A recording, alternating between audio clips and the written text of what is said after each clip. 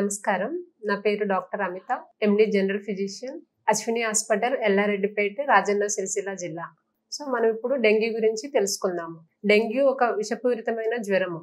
So ఇందులో లక్షణాలు ఎలా ఉంటాయంటే డెంగ్యూ వార్నింగ్ సైన్ ఉంటుంది, వితౌట్ వార్నింగ్ సైన్, ఇంకా సివియర్ డెంగ్యూ అని అంటారు. అయితే వితౌట్ వార్నింగ్ సైన్ అంటే ప్రాబబుల్, అంటే ఎవరైనా కానీ ఎండమిక్ ఏరియా అంటే ఎవరైనా పేషెంట్స్ డెంగ్యూ రిలేటెడ్గా అక్కడ డెంగ్యూ వాతావరణంలో ఎవరైనా పేషెంట్ ఉన్న చోట మనం ఎవరైనా నివసిస్తే దాన్ని అప్పుడు ఆ టైంలో ప్రాబబుల్ డెంగ్యూ అని అంటాము. వాళ్ళకి ఏంటంటే ఎక్కువగా జ్వరం వచ్చి ఒక 2 రోజులు అయినా కానీ ఇంకా జ్వరం వచ్చేసి ర్యాషెస్ లాగా రావడము, చిన్న చిన్నగా కురుపులాగా కానీ ఓకే అది ఉంటుంది. తర్వాత కొంతమందికి ఏంటంటే ఒళ్ళు నొప్పులు అయిపోతాయి, ఒళ్ళు నొప్పులు అలా ఉంటుంది. కొందరిలో ఏంటంటే బ్లడ్ లో కూడా చేంజెస్ లాగా ఉంటుంది, అంటే లికోపీనియా అని అంటారు. WBC అనేది డౌన్ అయిపోతుంది, దాన్ని మనం ప్రాబబుల్ డెంగ్యూ కింద తీసుకుంటాం. ఓకే, ఇంకొకటి ఏంటంటే వార్నింగ్ సైన్స్ ఆఫ్ డెంగ్యూ.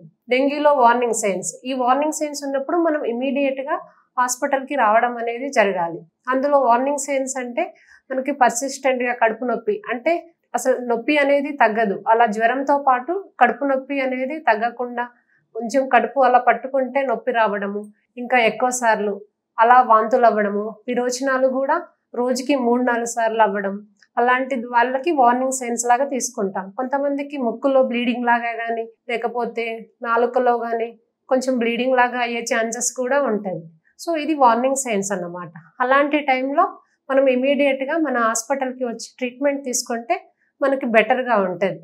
ఇలాంటి టైంలో ఇంకా సివియర్ డెంగ్యూ అని అంటారు. సివియర్ డెంగ్యూలో ఏంటంటే పేషెంట్ అనేది షాక్లోకి వెళ్ళిపోవడం జరుగుతుంది.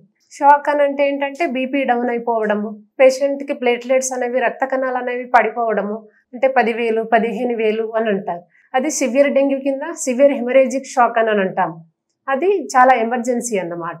అంతదాకా కాకుండా మనం వార్నింగ్ సైన్స్ ఉన్నప్పుడే మనం హాస్పిటల్కి వస్తే మనం త్వరగా మనం హాస్పిటల్కి చేరినప్పుడు మనకు ట్రీట్మెంట్ అనేది ప్రాపర్గా జరుగుతుంది. సో ఇది అన్నమాట. సో దీనికి ప్రివెన్షన్ అని అంటే డెంగ్యూ రాకుండా చూసుకోవాలి. ఎలా అంటే మన సరౌండింగ్లో ఎక్కడైనా, ఇప్పుడు వర్షాకాలం కాబట్టి వాటర్ అవి ఇవి లేసులల్లో కానీ చిన్న చిన్న గుంతల్లాగా ఉన్నప్పుడు వాటర్ అనేవి ఉండిపోతాయి. అలాంటి టైంలో మనకి దోమలు అనేవి ఎక్కువ వచ్చి చేరుతాయి. సో ఆ దోమలు అక్కడికి రాకుండా నివారించుకోవాలి. అంటే ఇన్సెక్టిసైడ్ రిపెలెంట్స్ అని అంటారు, అలా మస్కిటో రిపెలెంట్స్, దోమతెరలు అలా వాడితే డెంగ్యూని కొంచెం నివారించుకునే ఛాన్సెస్ ఉన్నాయి. ఓకే, అదొకటి. ఇంకా ట్రీట్మెంట్ వైజ్గా చూసుకుంటే ఎక్కువగా వాటర్ అనేవి తీసుకోవాలి. So dengue main treatment antibiotic అలా ఏమి అది సపోర్ట్గానే ఇస్తారు. కాకపోతే ఏంటంటే మెయిన్ ట్రీట్మెంట్ డెంగ్యూకి oral fluids.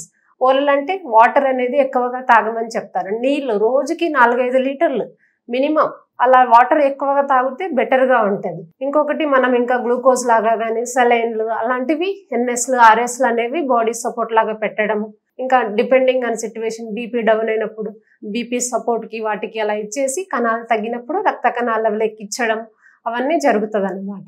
Okay, thank you.